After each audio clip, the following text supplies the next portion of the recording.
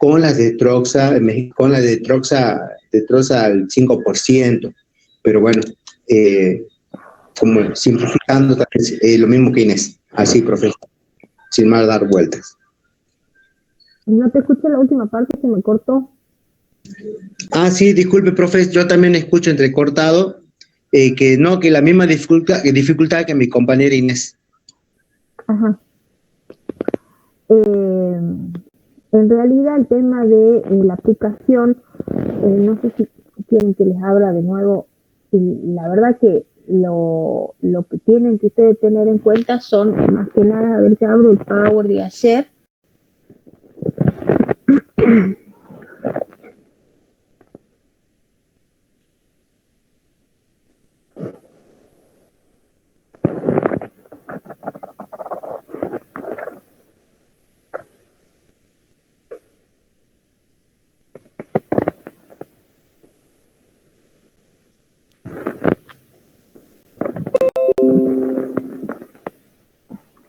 ¿Se ve ahí?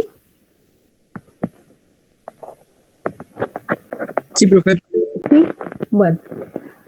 Primero, lo que tienen que saber ustedes, cuáles son, qué tipos de soluciones existen, y en este caso son dos los tipos de soluciones que existen dentro de las soluciones parenterales: los cristaloides y los coloides. Los coloides, como yo les decía, no los van a ocupar, o sea, dentro del prehospitalario es algo que no se ocupe, pero en realidad se los puse para que ustedes sepan que existen, ¿sí? Y cuáles son. Y dentro de lo que ustedes sí van a ocupar van a ser los cristaloides, y dentro de los cristaloides van a ser solamente los isotónicos, ¿sí? ¿Recuerdan que yo les explicaba ayer? Sí.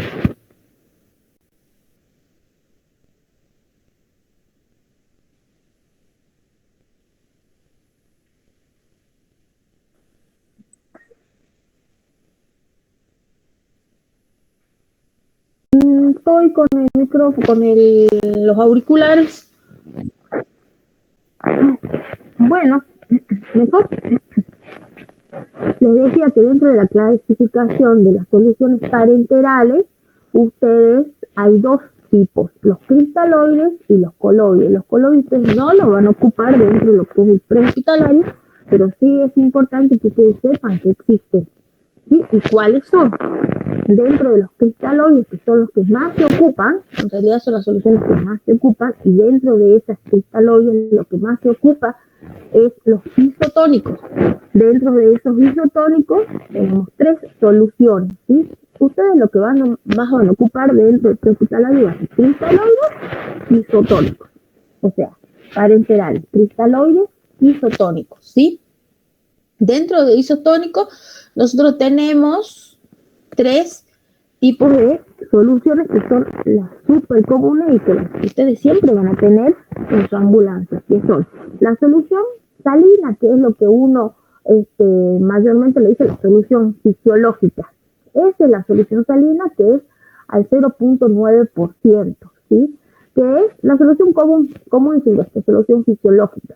Dentro de ella también tienen, dentro de los isotónicos, la destroza al 5% y el Dinger. Esos son los tres cristaloides isotónicos, o sea, quiere decir isotónico que tiene la misma, perdón, no sé quién quiere entrar, que tiene la misma concentración que el plasma, y por eso se llaman isotónicos.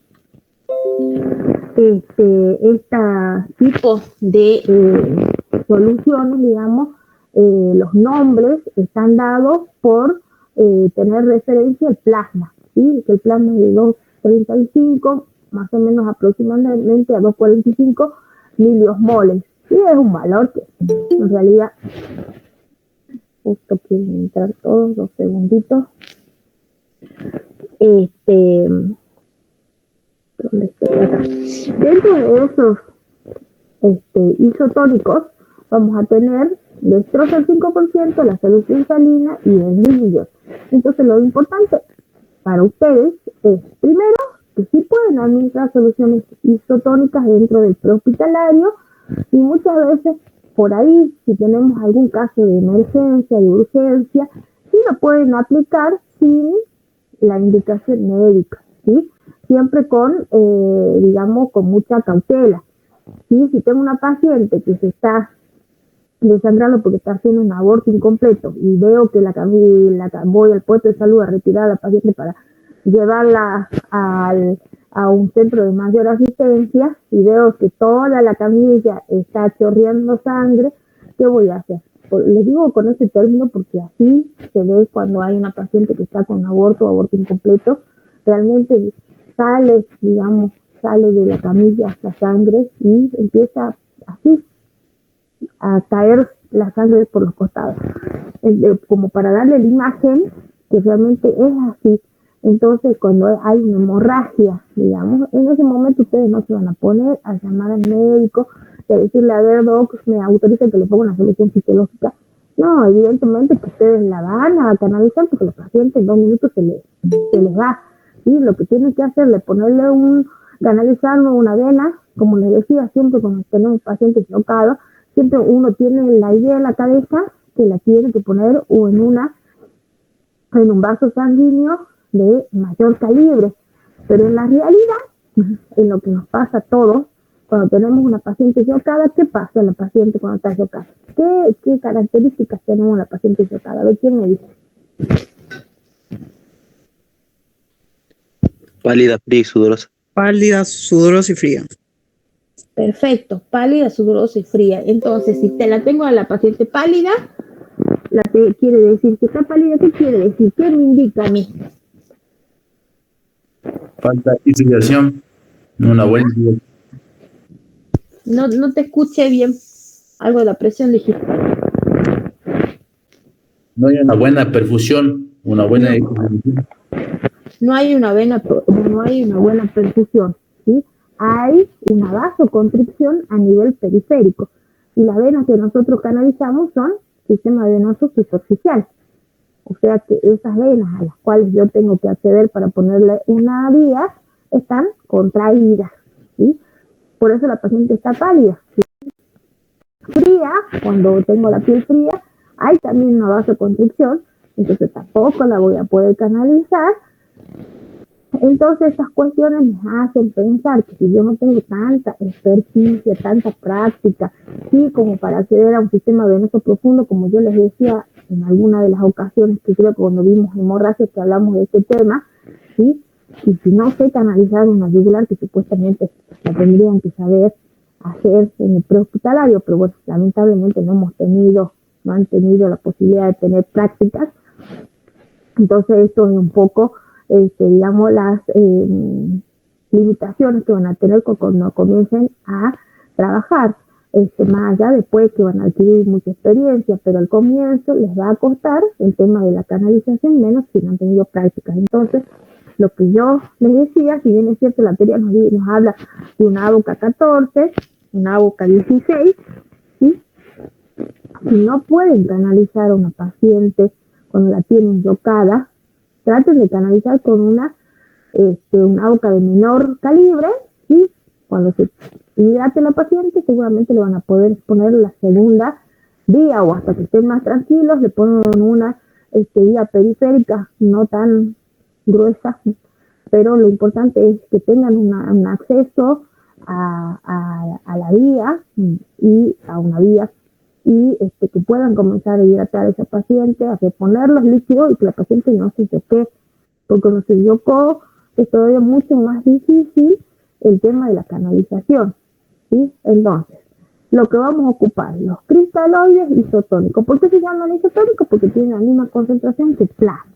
¿Y cuáles son mis 3 soluciones por excelencia? Destrozo el 5%, que la voy a ocupar en un tema de una deshidratación, vómitos, diarreas, algunas veces en hemorragias, ¿sí?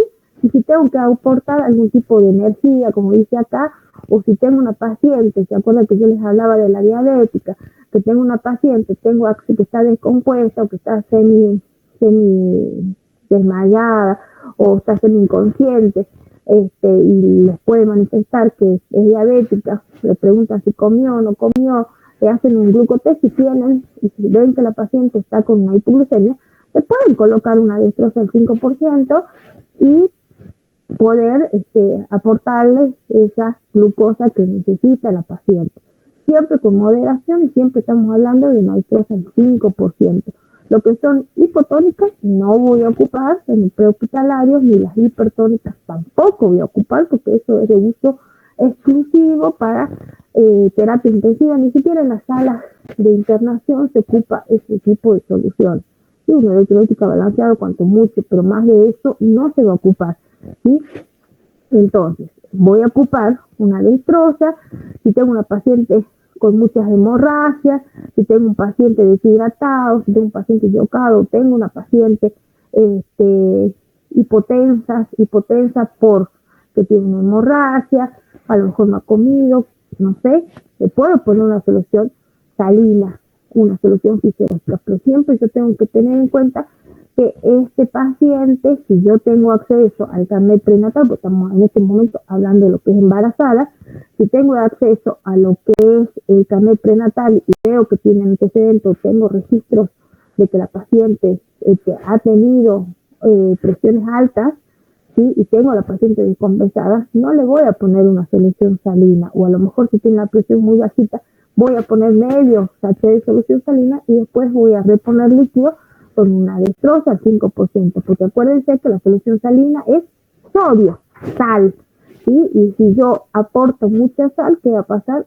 Se va a volver a disparar la presión de esta paciente. Por eso es importante que yo sepa cuál va a ser mi solución de primera elección, ¿sí? Si tengo una paciente hipertensa, obviamente que no le voy a poner una solución salina porque tiene sodio y le voy a aumentar la presión a la paciente. Si le tengo que administrar, como bien decía el compañero, que ya lo habían visto con el doctor Caiguaraz, el tema de la administración de los medicamentos. ¿Qué voy a hacer la administración de medicamentos? No le voy a poner una solución salina, ¿sí? Voy a poner una dextrosa con el sulfato de magnesio, o si tengo que poner un goteo con la betalol, siempre voy a trabajar con la dextrosa, ¿sí? Pero siempre con moderación, obviamente, porque son soluciones, más allá de todo, estas soluciones parenterales también tienen un componente, como estamos viendo, tienen un componente de otras sustancias, no es solamente agua estéril, sino tiene otras sustancias y es un medicamento, entonces también lo debo trabajar con moderación, más si estoy trabajando sin la indicación médica, ¿sí? Si tengo una paciente que se está chocando, obviamente que le voy a poner, la voy a canalizar y después puedo consultar, ¿sí? No es que tampoco nunca lo van a poder hacer, porque si está en peligro la vida del paciente, yo sí debo trabajar con esa urgencia y estabilizar al paciente y después puedo llamar, o inclusive, como le decía yo, hay lugares que son tan distanciados que ni siquiera te van a tener señal, y entonces, ¿qué van a hacer? ¿Sí? Tienen que tomar una determinación y conocimiento de qué soluciones existen y para qué existe cada una, les va a ustedes dar la pauta de qué es lo que van a poder ocupar en primera elección, ¿sí? Y el rin y el lactato se ocupan más que nada en el tema de deshidratación, quemaduras, ¿sí? Es una solución, como dice acá, de mayor costo y muchas veces no se tiene acceso, ¿sí? Por ahí lo que pueden ocupar, ¿sí? En alguna ocasión, pero lo que más siempre van a tener ustedes en ambulancia va a ser dextrosa, al 5%, solución salina, y a lo mejor algún rin de lactato o alguna electrolítica balanceada. Más de eso no van a tener, y más de eso no van a tener acceso a administrar, digamos, ¿sí? Porque las otras soluciones son soluciones que hablan de que se está administrando soluciones en otro tipo de patología, como si ustedes ven acá lo que habla de dextrosa del 50%, la dextrosa del 10%, siempre estamos hablando de edema agudo de pulmón, de déficit calórico, de hipercalemia, de coma, ¿sí? De edema pulmonar. Eso nos está hablando que el paciente está en una terapia, ¿sí? No está en otro lugar. Y si hablamos de lo que son la solución salina 0,45, que casi ya ni viene, eso estamos hablando cuando hay problemas de hipernatremia, o sea que hay más sodio en el torrente sanguíneo del que corresponde. Entonces, ¿qué se hace? Se diluye, ¿sí? ¿Se acuerdan del dibujito que teníamos ayer? Que lo mostré varias veces, En este caso, cuando hablamos de hipotónicas, ¿qué se necesitamos? Diluir, o sea que equilibrar la concentración de sodio, en este caso, de la sangre. Entonces, ¿qué vamos a aportar? Más líquidos, más agua, para poder diluir de algún modo esa cantidad de sodio y hacer que se equilibre esa cantidad de sodio sanguíneo. ¿Sí? ¿Se acuerda que hablábamos de la taza del té cuando azucaramos demasiado? ¿Qué hacemos? Lo diluimos. Bueno, más o menos es el mismo caso cuando nosotros tenemos o administramos soluciones hipotónicas. Recuerden que el prefijo nos habla de que hay menor cantidad. Cuando hablamos de iso, estamos hablando de una normalidad, y cuando hablamos de hiper, estamos hablando de un aumento, ¿sí? Entonces, por eso es que eso también les tiene que indicar a ustedes qué tipo de soluciones son y para qué nos está sirviendo. Si ustedes se recuerdan este dibujito, más o menos les va a servir como para ubicarse en qué situaciones van a administrar, qué tipo de soluciones en qué situaciones. Más o menos ahí pudieron entender. Sí, profe. Sí, muchas gracias. De nada. Otra preguntita con respecto a parenterales. ¿Quieren que repasemos algo más? Profe, Sí. se le escucha muy bajo. Estoy con los auriculares como todos los días. Me pongo los auriculares y tengo el auricular justito pegado a la boca. No sé por qué se escucha, a ver, lo cambio, a lo mejor me pongo el otro para hablar.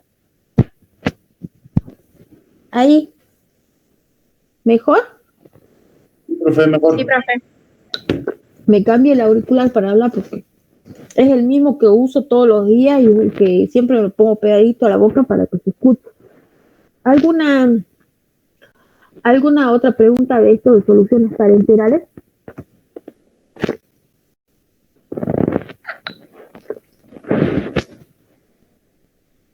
¿No? Hoy supuestamente nos tocaba hipertensión. No sé hasta qué hora nosotros tenemos clase hoy. Dice... ¿Hasta qué hora tenemos clase hoy?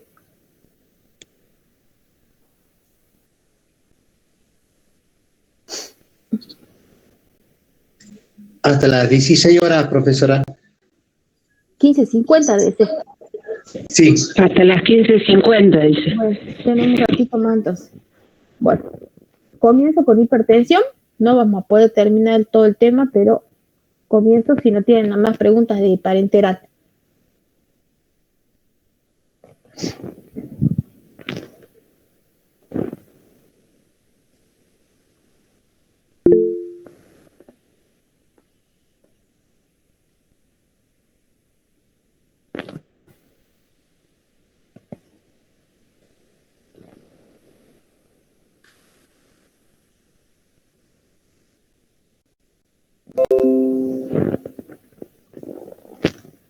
Bueno, hipertensión en el embarazo, como escuchó a su compañero, dijo que ustedes ya habían visto algo con el doctor Caiguaras. ¿Qué han visto con el doctor? ¿Qué parte vieron?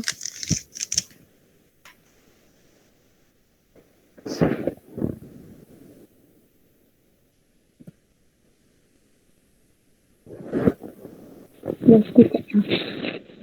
Las emergencias vimos, preeclampsia, eclampsia y emergencias hipertensivas en el embarazo. Ah, bueno, más o menos entonces lo que yo estoy por explicar, pero bueno, lo repasamos así en este ratito que nos queda, ¿sí? A ver si coincidimos. Bueno, el objetivo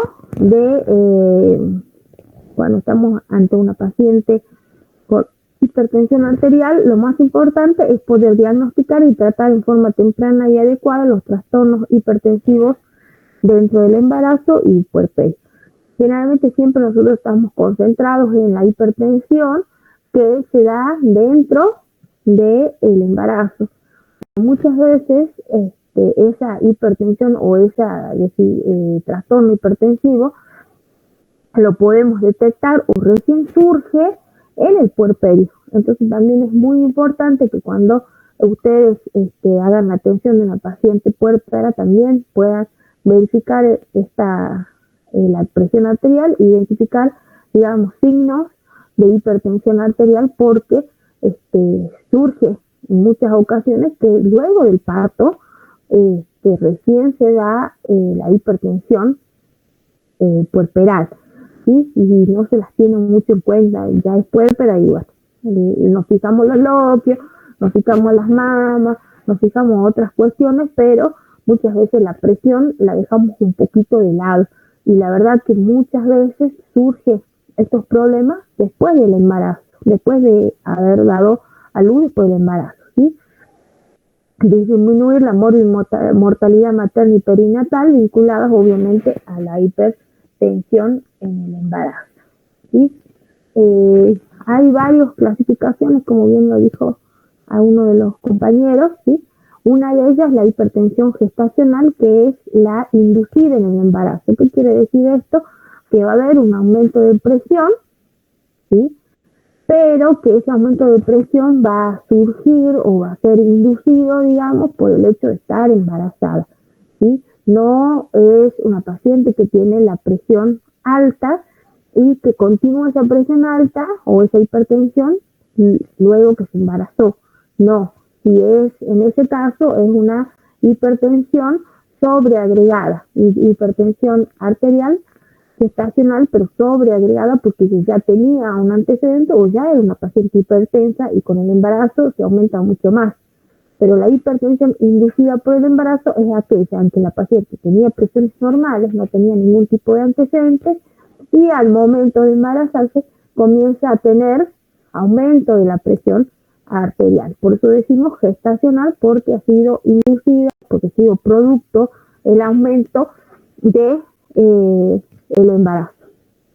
Acá vamos a tener en cuenta valores iguales o mayores a 140-90 milímetros de mercurio, tomados en 2 tomas separadas por 6 horas, entre una toma y otra, ¿sí?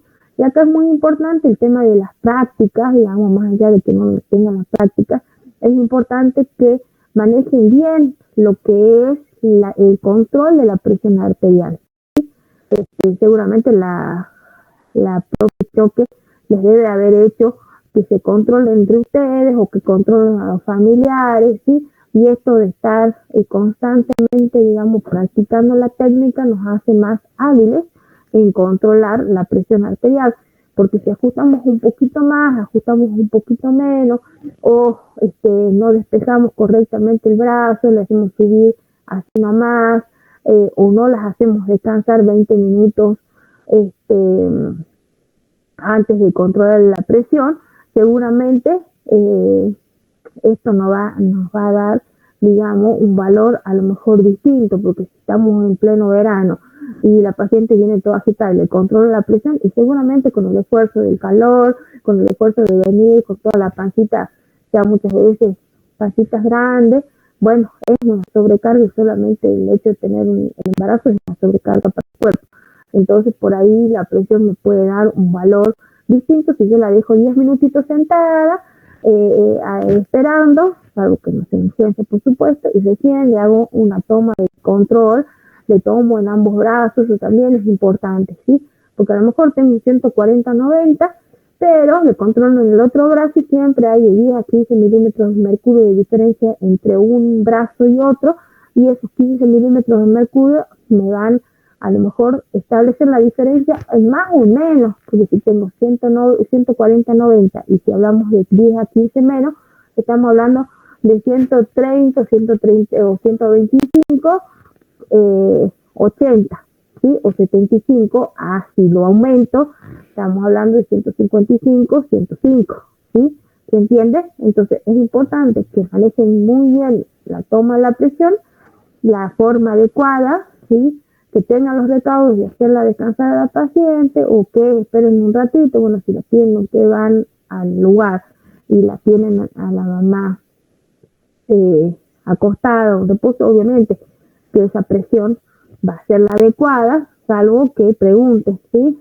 si la paciente recién se acostó o no se acostó, pero generalmente si la paciente está caminando, puede ser que haya un pequeño aumento, ¿sí? Si esta presión, estos valores de 140-90 más iguales o superiores a este valor, es descubierta después de las 20 semanas de gestación.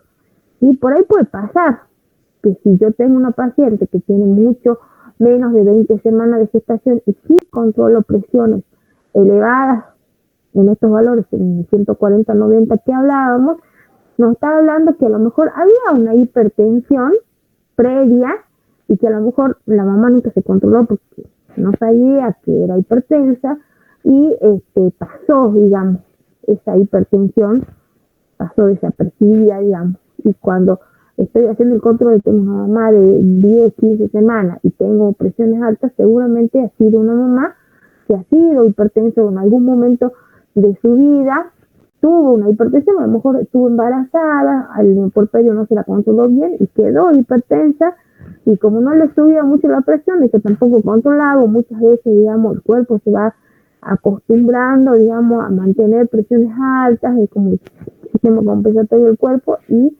ya no siente ni ningún tipo de, a lo mejor, doble cabeza, ni no sé, le pasa desapercibida a la paciente. Entonces, este es el corte de nosotros, de decir, ¿es una hipertensión inducida por el embarazo o es una hipertensión previa? ¿Sí? El corte es las 20 semanas de gestación. El diagnóstico de hipertensión inducida por el embarazo es confirmado si la TA ha retornado a sus valores normales dentro de las 12 semanas de posparto.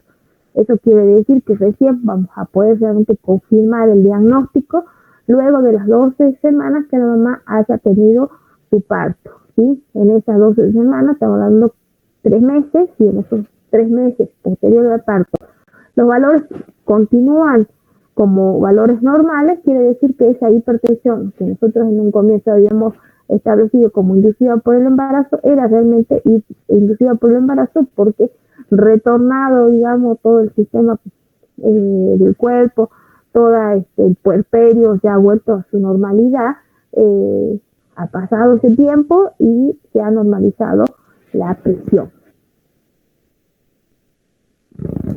Cuando hablamos ya de preeclampsia, ya estamos hablando no solamente de un aumento de presión, sino estamos hablando de un desorden que es multisistémico. ¿Qué quiere decir multisistémico? Que muchos de los órganos hay un desorden, no solamente a nivel central, sino hay un compromiso de otros órganos, como figura acá, el hígado, el riñón, el sistema nervioso central, la placenta a nivel placentario, al sistema de la coagulación y obviamente el cardiopulmonar, ¿sí?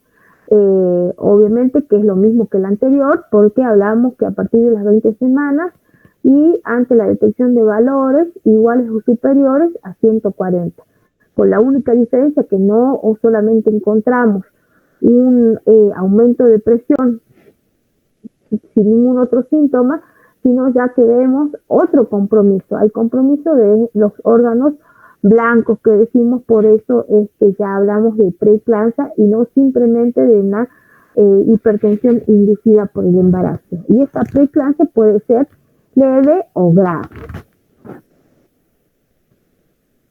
La leve, si estamos hablando que los mayores, que los valores en las cuales se va a desencadenar van a ser mayores, iguales o mayores a 140-90, con un registro de 2 veces con ese valor separado por 4 horas entre una toma y otra.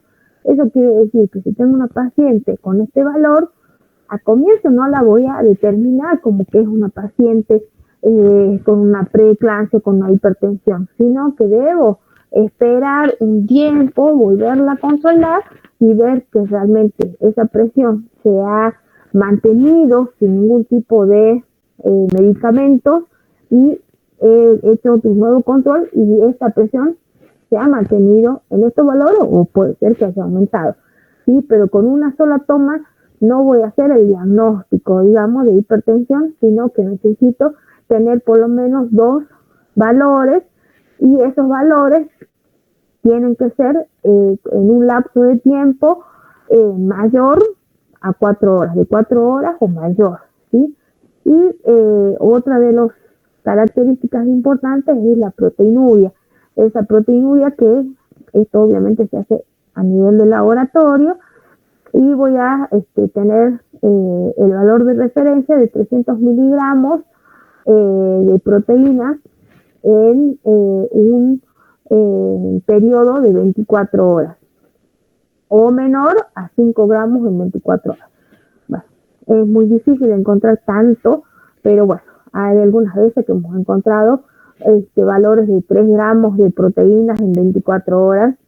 Sí, generalmente algunas veces cuando hay registros de presiones altas, en los mismos consultorios le dan a las mamás para que se hagan la proteína, y puede pasar que haya tenido registros altos que le hayan dado a los laboratorios, retiró los laboratorios la mamá, pero nunca volvió o no consiguió turno, porque también es esa otra cuestión, que por ahí no consiguen los turnos y no pueden volver, y justo está con el laboratorio y uno le pregunta, mamá, ¿has hecho ver estos laboratorios? Y no, porque no conseguí turno, que entonces por ahí, si tienen los laboratorios, o preguntar si tienen laboratorios, y se van a dar cuenta que algunas veces las mamás andan con el laboratorio un mes y no pueden conseguir turno, y a lo mejor ya es una preeclampsia, y llama a la ambulancia porque está descompuesta, porque le duele la cabeza, porque se siente mal, y muchas veces es una preeclampsia, ¿sí? Vamos hasta ahí.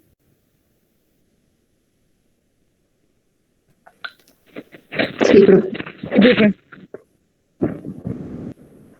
Bueno, cuando estamos hablando de una preeclampsia grave, obviamente que los valores nos van a dar, los valores de presión arterial van a ser mucho mayores. Estamos hablando de valores iguales o mayores a 160, 110, o este valor menor puede ser un 140, 80, 140, 90, pero que esté asociado a algunos de estos síntomas. ¿Cuáles? Por ejemplo, alteraciones renales, oliguria, menos de 50 milímetros por hora, que esto generalmente ustedes no lo van a poder detectar tanto, ¿sí? Pero a lo mejor le preguntan a la mamá, si la ven que está con muchos edemas, le preguntan, ¿estás haciendo bien la pis? ¿Normal? ¿Tomas líquido? ¿No tomas líquido?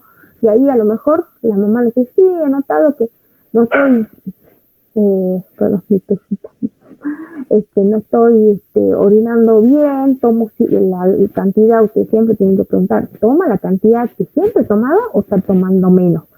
¿Sí? Porque por ahí puede ser que la mamá tenga menor cantidad de ingesta de líquido y por eso tiene la oliguria, no por una alteración renal, ¿sí? La proteinuria va a ser muy difícil que ustedes tengan acceso a eso, salvo que tengan el laboratorio, como yo les decía, y que la mamá esté un poquito no haya tenido acceso a mostrar esos laboratorios.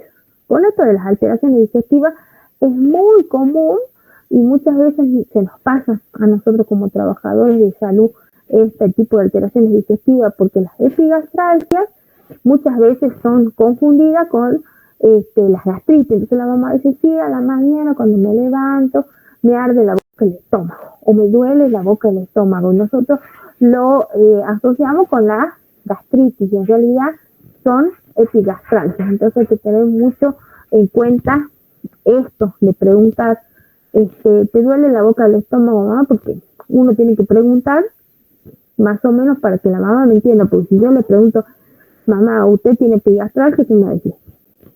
No, muchas veces no te va a preguntar, yo no sé qué es eso, o a qué se refiere, si no te va a decir directamente no. Entonces siempre la forma de preguntar, uno también tiene que adaptar su lenguaje, digamos, a lo que la comunidad se maneja, digamos. Entonces esto para detectar la epigastralgia, uno tiene que preguntar, mamá, ¿te duele la boca del estómago? A la mañana cuando te levantas sentís que tenés una gastritis acá, sentís que te duele. Entonces seguramente la mamá le va a decir que sí, ¿sí? Otra cosa, las náuseas, los vómitos, ¿sí? muchas veces si están cerca de las 20 semanas, son embarazos chiquititos, por ahí se puede confundir lo que son las hiperemesis gravídicas, que generalmente son hasta las 20 semanas, digamos, el tema de la hiperemesis hasta las 20 semanas, pero por ahí estamos ahí en el límite, y la mamá dice, no, es normal, porque yo siempre he vomitado y después tiene 26 semanas y sigue vomitando. Entonces, no, pero es la hiperemesis, y muchas veces ellas no se dan cuenta que está relacionado ya ese síntoma a otra patología y no a lo que ellos venían teniendo, que era la hiperemesis gravídica. Dolor en el cuadrante superior del abdomen, alteraciones en las enzimas hepáticas, ¿sí? Aumento de la TGP, de la TGO, pero eso, bueno, no lo van a poder ver en el prehospitalario. Lo que pueden detectar en el prehospitalario son esto de la oliguria, de preguntar si está haciendo bien la PIS, si está tomando la cantidad de agua como siempre, ¿sí? El tema de las epigastralgias, el tema de los vómitos, ¿sí? Esos son una de las características que ustedes sí lo pueden detectar dentro del prehospitalario, ¿sí? ¿Por qué me fui acá? Se me corrió el power.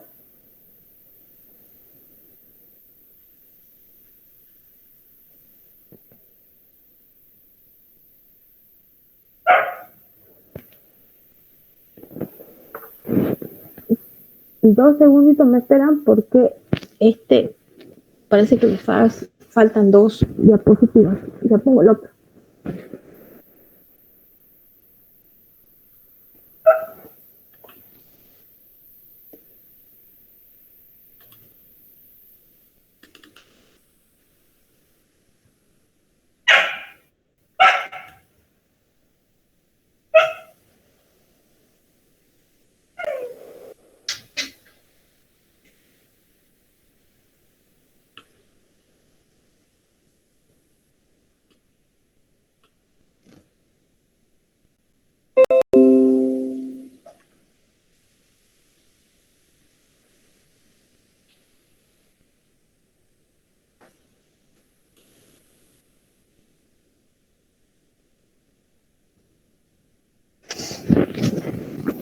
Parece que lo cambié nomás. Ajá, tenía otro.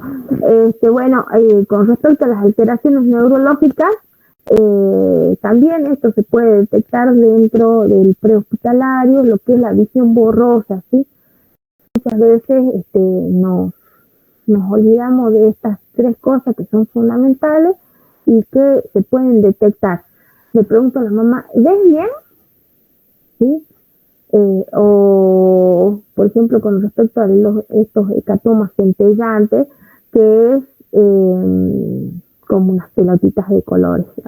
Más o menos, siempre yo le hago la explicación, esto de que cuando salimos al sol, estamos mucho rato en el sol y entramos a casa, digamos, a un lugar que no tiene el sol fuerte, vemos como unas pelotitas, ¿sí? Unas esferitas de colores así brillantes, por el tema de haber estado tanto tiempo en el sol. Bueno, le hacen esa referencia a la mamá, dice, no, unas pelotitas de colores, así cuando vos salís al sol y tenés mucho tiempo y volvés, se ven esas pelotitas. Vos cuando estás en casa o cuando estás haciendo las cosas o haciendo las tareas domésticas, ves unas pelotitas de colores, entonces la mamá dice, sí, me pasa. Pero bueno, yo pensaba que era normal el embarazo, te contesta, ¿sí? Entonces ahí tenés otra de las alteraciones, el tema de la sensibilidad a la luz, ¿sí? Muchas veces les molesta la luz, dice, ya no veo tele porque me molesta la luz, tengo los ojos sensibles, ¿sí? O el tema de las diplopías, que es ver dos imágenes, o lo que uno lo dice comúnmente, la visión doble. Eso también ocurre. Y si ustedes saben indagar correctamente, las mamás, ¿sí? Les van a poder aportar estos datos, ¿sí? Pero siempre uno desde el otro lado tiene que saber qué es lo que va a preguntar y cómo lo va a preguntar para obtener la respuesta que necesita, ¿sí? Las alteraciones hematológicas, que en realidad esto tampoco lo van a ver ustedes dentro del prehospitalario, pero sí es importante por ahí saberlo, el tema de la hemólisis, la trombocitopenia, ¿sí? el tema de las plaquetas, la coagulación intravascular diseminada, ¿sí? Que esos sí ya son trastornos más graves dentro de lo que son las hipertensiones y lo que son las preeclampsias. Yo creo que hasta ahí, porque después tenemos, medicación, mañana vemos un poquito más esto de las alteraciones en el embarazo. Este aumento de presión que va a producir en la mamá en el embarazo. Primero se tarda el crecimiento intrauterino. Al haber aumento de la presión, también hay una distrofia, digamos, a nivel de los vasos sanguíneos que se encuentran en la placenta. Entonces, esa placenta va a ser de menor tamaño de una placenta normal, ¿sí? A lo mejor alguna vez puedan hacer un parto o puedan tener la oportunidad de hacer sus prácticas en un sistema sanitario, y por ahí les va a tocar una paciente que tenga la presión alta y se van a dar cuenta que las placentas son mucho más chiquitas, ¿sí? Y obviamente, si la placenta es más chica, el fetito o el bebé posteriormente va a ser de menor tamaño, ¿sí? Oligoamnios, porque va a haber una disminución del líquido amniótico, la producción del líquido va a ser mucho menor, y como consecuencia gravísima el desprendimiento normoplacentario, ¿sí? Como posteriormente vamos a ver, o algo ya lo vimos en lo que son las hemorragias, ¿sí? El desprendimiento pone en riesgo la vida de la mamá y obviamente la vida de ese bebé, y bueno, evidentemente estamos ante una situación gravísima, digamos, que necesita una resolución pronta. Dentro de las alteraciones respiratorias también podemos tener una cianosis y un edema agudo del pulmón. Si tenemos una paciente que tiene la presión alta, que es una paciente a lo mejor que ya tiene un diagnóstico de preeclampsia o de eclampsia y que nos llama o nos llama a ustedes para una atención que ustedes la saturan, bueno, ahora estamos en pandemia y nos podemos confundir con lo que es un COVID, ¿sí? Pero a lo mejor si esa paciente refiere de que no puede respirar, que se siente agitada, podemos también pensar que hay un edema agudo del pulmón, por eso la paciente no puede respirar, ¿sí? Cuando hay aumento de presión, ¿qué pasa? Los vasos sanguíneos están tienen una presión más de la que corresponde, y los líquidos, ¿sí? Al haber más presión, los líquidos que están en el torrente sanguíneo, que sería el líquido intravascular, va a pasar a los otros espacios que vimos ayer, que era el intersticial, ¿sí? Y en este caso o el intracelular, y en este caso va a producir, por eso produce el edema agudo del pulmón, porque hay tanta presión en el vaso sanguíneo que lo que ocurre es que por el aumento de presión y el desbalance de las presiones entre un espacio y otro, los líquidos comienzan a pasarse de un espacio a otro y se empiezan a acumular en otros lugares. Por eso hay edema, y ese edema también puede estar dentro del pulmón. Por eso produce este edema agudo del pulmón, ¿sí? Y la hipertensión crónica es la diagnosticada antes de las 20 semanas o en las 20 semanas de gestación, antes de las 20 semanas de gestación. Y no se resuelve dentro de las 12 semanas del posparto. O sea que, si bien es cierto, la detecté antes de las 20 semanas, pero que no se va a resolver dentro de las 12 semanas y los 3 meses posterior al parto. Entonces eso me puede estar indicando de que estamos ante una hipertensión crónica. Bueno, acá está el resumen de lo que sería el severo y lo que sería el leve. Siempre las presiones las vamos a tener como referencia el 140-90 y el 160-110 como un valor máximo en la hipertensión, en la preeclampsia severa.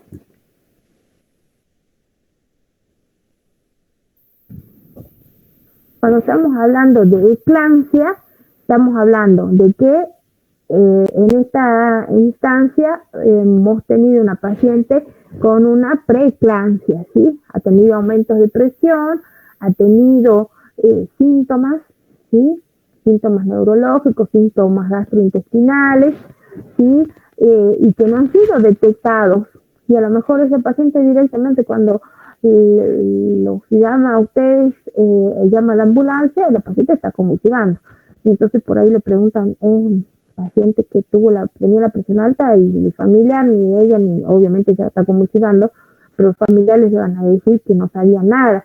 Y si le preguntan si tiene antecedentes de epilepsia, que es lo más común que uno hace el diagnóstico diferencial en lo que entre es las convulsiones de la eclampsia o las convulsiones de la epilepsia, siempre es lo que uno trata de hacer el diagnóstico diferencial, ¿sí? Pero si nosotros en ese momento no le van a poder controlar la presión, ¿sí? Pero si es una paciente que no tiene antecedentes de haber sido epiléptica, seguramente están ante una eclampsia. Y eso es la diferencia fundamental entre una preeclampsia y una eclampsia. La eclampsia sí o sí tiene las convulsiones tónico-clónicas, ¿sí? Y el posparto en pacientes con signos, puede pasar en el posparto, el paciente va a estar con signos o síntomas de preeclampsia. ¿Sí? Y el síndrome de Gel, que ya es una paciente que va a estar en terapia seguramente, va a haber presencia de hemólisis, la disfunción hepática, esto quiere decir que las enzimas hepáticas van a estar elevadas, las plaquetas van a estar también alteradas, y la paciente se presenta mayor grado de daño orgánico para esa paciente, porque muchas veces tienen daño a nivel renal, ¿sí? Esa aumento de presiones tan elevada produce daños a muchas veces reversibles y muchas veces irreversibles a nivel renal, y muchas veces terminan en diálisis las pacientes y no pueden salir de esa diálisis, ¿sí? Entonces es la verdad que una situación bastante complicada para la paciente, y se ve muchísimo en estos momentos pacientes muy jóvenes, pero muy jóvenes, con estas patologías que en realidad si nosotros controlamos correctamente, o ustedes que van a tener la oportunidad de tener pacientes, trasladar pacientes, si ustedes hacen un buen diagnóstico, ¿sí? Y se puede detectar una paciente con preeclampsia, vamos a evitar la eclampsia y el síndrome de Gel, ¿sí? Pero muchas veces el prehospitalario o lo que es la atención primaria de la salud, no se le da tanta importancia a esto, y con estas pequeñas cosas de que le preguntas, tenés epigastrasia, ves pelotitas de colores, no ves doble los objetos y cosas así, son síntomas o signos que uno los puede detectar y que pues pueden llegar a un diagnóstico diferencial, porque en realidad si nos ponemos a pensar y somos bien, ¿cómo les podría decir? Objetivos en esto, los médicos no se toman el trabajo de hacerle todo este anamnesis y diagnóstico al paciente.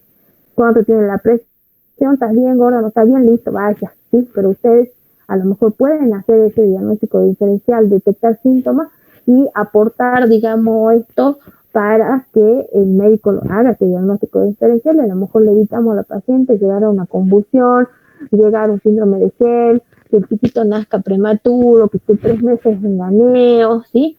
Y aportamos estos síntomas y pues se puede hacer un tratamiento precoz a esta paciente evitando todo esto. Muchas veces ha pasado de que se acuerdan que hemos visto, creo, 2 o 3 carnés, o por lo menos 2 carnés, con las pacientes que yo les comentaba que habían terminado en histerectomía o que estaban en terapia y que tenían síntomas de preeclampsia y que no han sido detectadas en el prehospitalario. No sé si recuerdan que en uno de los carnés habíamos visto este tema, ¿sí? Y bueno, la verdad que el conocer, el tener claro cuáles son los síntomas, nos va a ayudar, les va a ayudar a ustedes para poder detectar precozmente estas cuestiones, estas situaciones, y evitar a la paciente, al bebecito ese, que a lo mejor de 3, 4 meses en la neonatología sufriendo un montón de situaciones, que la verdad que la pancita es el mejor lugar en el que puede estar para desarrollarse correctamente. ¿Tenemos preguntas?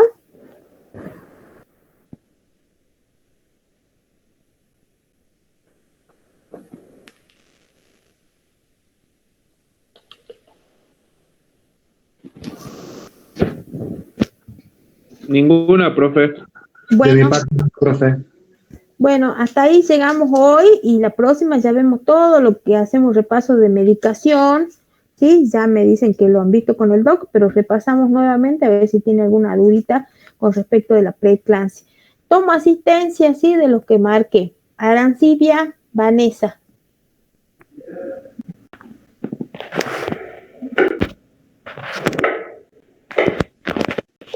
¿Está Arancibia?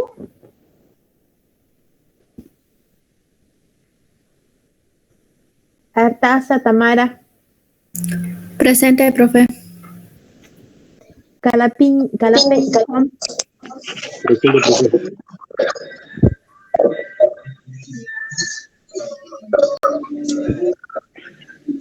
Castillo, Presente, Castillo Juan. Cayo, Presente, profe. Chocobar, Laví, Sí, presente, profe. Díaz, Presente, profe. Díaz, Garay, Guerra, Presente, profe.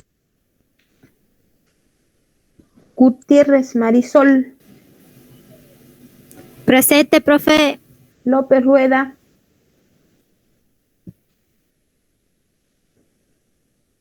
López Rueda, ¿no está? Está conectada, profe, pero no sé. Debe tener la cámara prendida, nada más.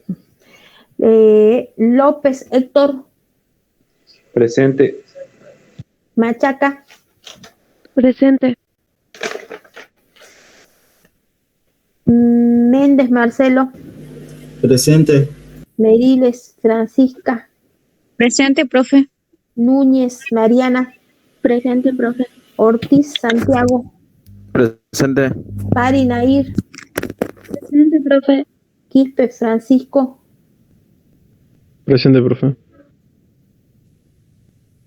Quispe Rocío, Presente, profe. Villega Mariana, Presente, profe. Ser Pacheco, Presente, profe. Guanatola y Daniel, Presente, profe. Navea Rosa, Presente, profe.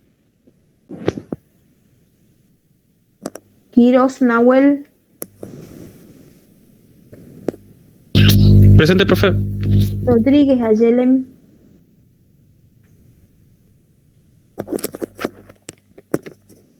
Rodríguez Ayelem,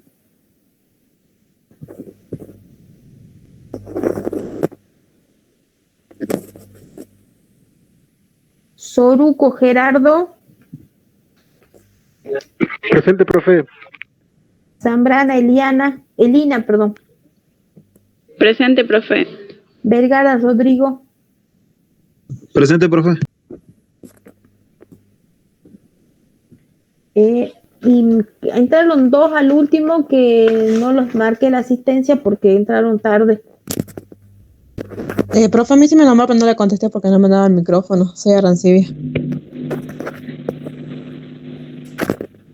A mí no me nombró, profe. Yo creo que entré y 40 y algo, no me acuerdo bien.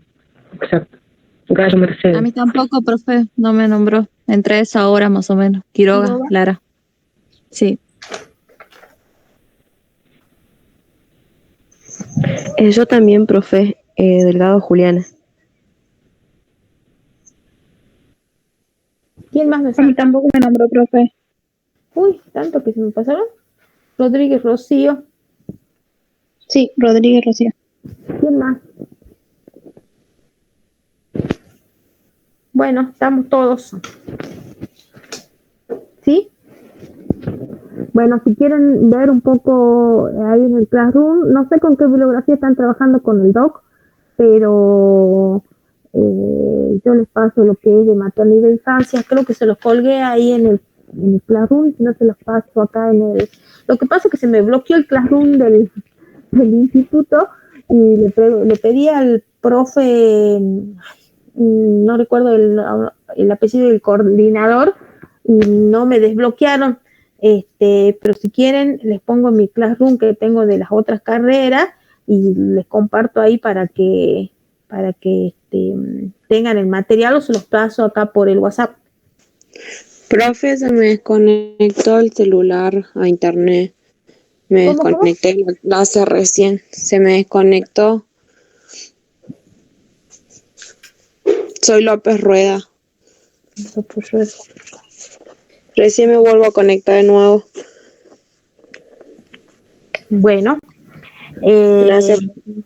les paso por el WhatsApp, ¿les parece? Sí, profe.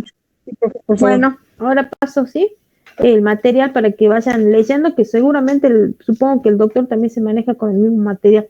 Cualquier cosita, si no se maneja con el mismo material, me avisan, ¿sí? Profe, son todos Power nomás lo que nos pasa el profe. ¿No les pasa bibliografía? Que yo sepa, no. Ah, bueno, les paso entonces la bibliografía, que es la de maternidad e infancia, ¿sí? Que se maneja en todo el país la misma bibliografía. ¿Sí? Todo lo que es maternidad o todo lo que es maternidad centrada, segura en la centrada y segura en la familia, eso manejamos todas las maternidades del país con la misma bibliografía. Así que ahora yo se los paso por WhatsApp para que la tengan, ¿sí? Bueno, profe. Bueno, nos vemos en mayo. Gracias. Profe. Que estén bien. Hasta la próxima, gracias. Hasta la próxima. Hasta la próxima, profe. Hasta la próxima clase, profe. Gracias, hasta luego. Hasta luego, profe.